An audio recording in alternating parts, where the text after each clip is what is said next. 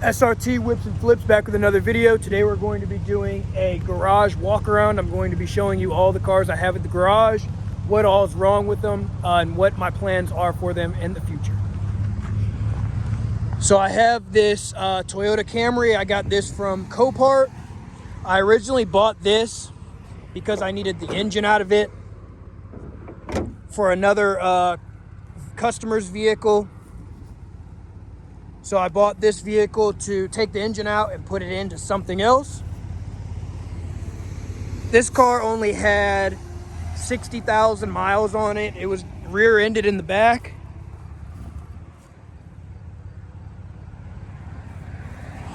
So I did get this vehicle for right at $1,800 plus Copart fees. Copart fees are very expensive, so it's around like $2,800 roughly out the door. But that's why I bought this one. The next one is a 2013 Chrysler 300.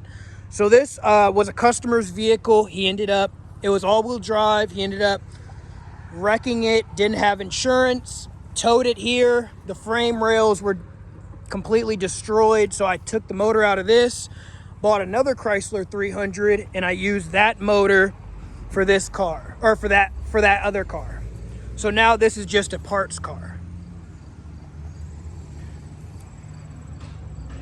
Okay. This is my 2004 Hummer H2. I bought this because I had a 2007 Hummer H2 that I needed a whole front clip off of, and it was a lot cheaper and a lot easier to just buy this whole Hummer, take the front clip off, put it on my other one, sell that car, and then I just have been parting this one out. So if you guys need any Hummer parts, there is a ton of stuff. I still do have the sunroof, it's right there. I have all this other stuff for it. Somebody did hit my fence, so this fence did fall and broke this window right here. Unfortunate, but sometimes it happens, that's life. The next car I have is this 2009 Chevy Suburban. So this was a customer's vehicle. They ended up hitting a pole, smacking right into the pole, totaled the vehicle out, but it does have a good 5.3 liter engine in it. Not sure what I'm going to be doing with this. You know, the body's not that good. The inside looks pretty nice. Oh, airbag came out. Yeah, I bet they smashed this one pretty good. That was a good accident right there. The next one is a 2015 Chevy Traverse. So a customer got this vehicle. They ended up hitting something on this passenger side, completely destroyed this frame rail, damaged it right here. Pulled the frame rail out. The frame is good on this vehicle. Motor and transmission is good as well. But all the airbags deployed. Oh, it's hard to get the door open. All the curtain airbags deployed. The body is very clean other than that, but bumpers in here. This was a very nice car, which is a shame because I shouldn't even have gave this vehicle back. The customer ended up paying whatever they were behind. They got the vehicle back, and then they wrecked it literally a week later. Totaled it. On top of that, they didn't even call. They just disappeared. So, big L. This is a 2013 Chevy Traverse. So, it's the same as this 2016 or 2015. This is a 2013 Chevy Traverse. This one was a customer's vehicle. They didn't get an oil change in it and locked the motor up. So the motor is no good. Does have a bunch of stuff in it. The body panels are very nice. So I was going to use these body panels on this car to fix this car up, but I haven't decided yet what I wanted to do with it. Which is a shame. Just get an oil change, guys, so you don't got to worry about this. I mean, I could sell you a good car, but if you don't change the fluids, you don't change the oil, it doesn't matter. It's going to blow up. This is a 2016 Infiniti Q50. I got this from Copart. Whenever I first got this, the car was wrecked. I bought it and I didn't realize how expensive these parts were and also how hard they were to find. So this was just way more work than what I thought it was going to be. I got it and it was a lot more damage than what I thought, but it does have a good motor. Motor only has like 100,000 miles on it roughly, maybe a little bit less, but the motor's good, transmission's good. I've just been parting this one out. I already sold the seat, the two front seats. The airbag sold. That's huge on these. This is gross. It's been sitting for like a year. Next car is a 2015 Ford. This is a Ford Fusion. Terrible cars. Nobody ever buy these. They're not good cars. So this originally had the EcoBoost. It's since been parted out. I recommend nobody buy these. They're not good cars at all. I switched a customer into a different vehicle after they bought this, and something on the motor broke, and it was just easier just to put them in a whole nother car. This is a 2014 Hyundai Elantra. This was a customer's vehicle. Basically what had happened was the thermostat went out. He ended up overheating the car and put water in it. And he warped the heads, and these are aluminum heads, so basically destroyed the engine. Not really destroyed. We could put new heads on it, new head gaskets. All the gaskets would be replaced, and then it would be fine. It is a nice car, so I am going to be fixing this car. But this customer, I switched into a different vehicle as well, because he was a very good customer. He was a good customer, so I swapped him into a 2013 Buick Verano, all-wheel drive, and he's been happy with it ever since.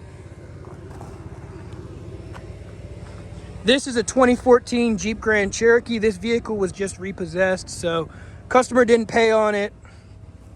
It got picked up, so I can't do anything with that yet. This one is a 2013 Jeep Grand Cherokee. Customer hit a pothole, a really bad pothole, destroyed everything on this side. It snapped the lower control arm in half. So now I have the lower control arm, I have the axle, I have tie rods, inner and outer tie rods, and stab link. So I have everything to put it back together. This customer already paid for it. Very good customer. It's unfortunate that she did hit a pothole. Sometimes that happens, especially being in Ohio. You know, that's just life for you. Very good customer. I wish it didn't happen to her, but like I said, sometimes things happen. I've hit potholes before. I've destroyed rims. I've, cracked cracked parts just like this. Mine, whenever I hit a pothole, I completely broke my strut. So on my Dodge Charger, my strut broke. This is a 2011 Hyundai Sonata. Terrible cars. I mean, they sell good. People like them. This car, this was 100% my fault. So I got this vehicle, didn't give it an oil change. Somebody test drove it. The oil ended up being low and the engine locked up. It locked up. So that was 100% my fault. Unfortunate. Something that would have cost me $60 to change the oil. It was nobody's fault other than mine. I just didn't check the oil. These motors are known to burn oil. So it's a 2.4 liter 4-cylinder. They're just known to burn oil. There's no way around it. Oh, hood's closed. Not good cars. Don't buy these. This is a 2014 Ford Mustang. I bought this car about 2 months ago and it's been sitting. I can't figure out why it won't start. I think it's the fuse box. I bought this car, I drove it 2 hours. I painted the calipers, painted the wheels, painted this back part, did a whole bunch of stuff to it. Then whenever I sat the car down off the jack and sat it down, it just wouldn't start up anymore. So I think the fuse box is bad. So I do have a new fuse box for it. Let me pop the hood for you. This vehicle only has 100,000 miles on it, which is a shame because it's a very nice car. I drove it 2 hours back whenever I bought it. Never expected the car not to start up, and it just wouldn't start up after I set it down. So it is getting a new fuse box put in. One of our mechanics are putting that in. Very unfortunate. This is a 2012 Chevy Traverse. This was a repo car. Ended up repoing the car before. The customer paid for it. I gave her a better deal on it because, you know, I get it. People get behind. It's hard to catch up once you get behind. So I gave it to her for less money, and the vehicle ended up getting repoed roughly 2 months later, which is a shame, but, you know, things happen. The next car that we're going to look at, I have like a whole graveyard of cars. There's my FedEx truck that I got from a dealer auction back there. Best purchase I ever made. I got it for $2,600 about 3 years ago, and I've kept it ever since. I'll never get rid of that. This is a 2017 Ford Escape. Never buy these. This has an EcoBoost engine in it.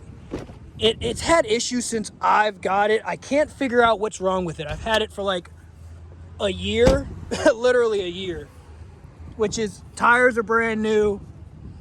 Again, just the EcoBoost motor.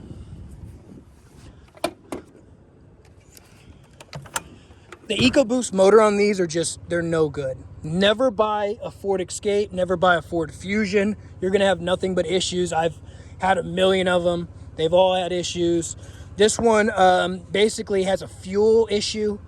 So basically what happens is whenever you start it, it just doesn't run right because whenever you go to accelerate, it just cuts down the power because it's not getting the right amount of fuel. I replaced the low pressure fuel pump, the high pressure fuel pump, the fuel pressure sensor. I've tested it, the fuel rail. I've done so many things on this and I can't figure it out. I'm just done messing with it.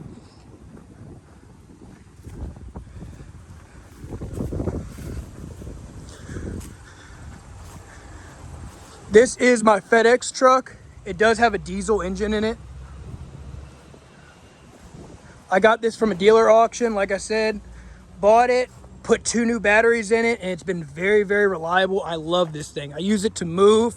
I put parts in it. I deliver parts to people. They get big orders. I'll never sell this. This is a money maker, business opportunity for many, many things. Like I said, I'm never getting rid of this. This Toyota Highlander, I got this from an auction, didn't look at it, bought it sight unseen. You know, that's the risk that you take. And I bought this car and the rear subframe ended up being rusted out, so it needs a new subframe. Does have 140,000 miles on this Toyota Highlander. It's all-wheel drive.